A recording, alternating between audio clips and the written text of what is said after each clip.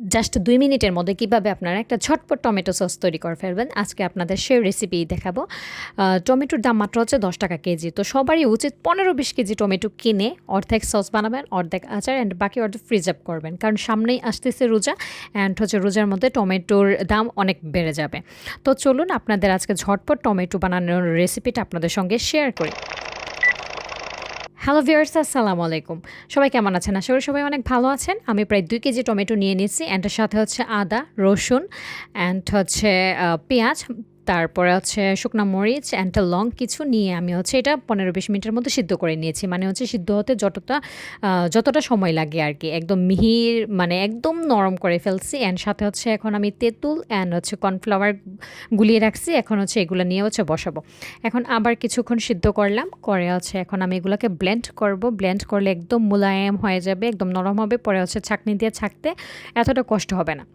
তো যাদের বাসায় হচ্ছে ব্লেন্ডার নাই, তারা হচ্ছে একটু কষ্ট করে হচ্ছে ছাঁকনি দিয়ে পরবর্তীতে করতে হবে। বাট ছাঁকনি দিয়ে করার আগে যদি আপনি ব্লেন্ড করে নেন তাহলে হচ্ছে খেতে খুব ভালো লাগবে অ্যান্ড মুখে কোনো আঁশ লাগবে না।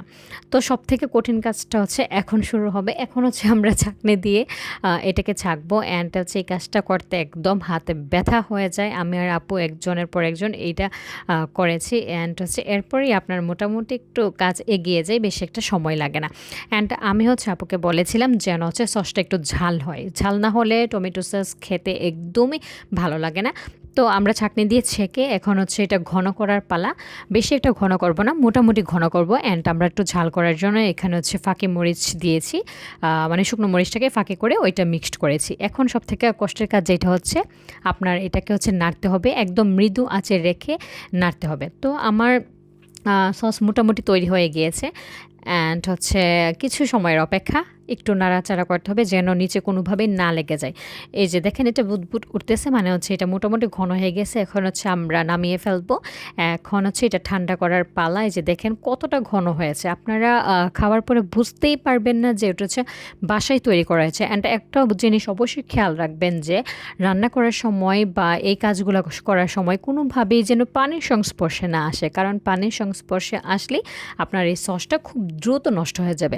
অ্যান্ড চেষ্টা করবেন যে হচ্ছে একটা কাচের বয়মে রাখার জন্য, কারণ কাচের বয়মে রাখলে অনেক দিন ভালো থাকে। অ্যান্ড এটা এত মজা হয়েছিল যে আমরা সাথে সাথেই ভাজা পোড়া একদম সব করে খেয়ে ফেলছি। তো অবশ্যই আপনারা সবাই বাসায় ট্রাই করবেন অ্যান্ড আমাকে অবশ্যই রিভিউ জানাবেন যে কেমন হয়েছে সস।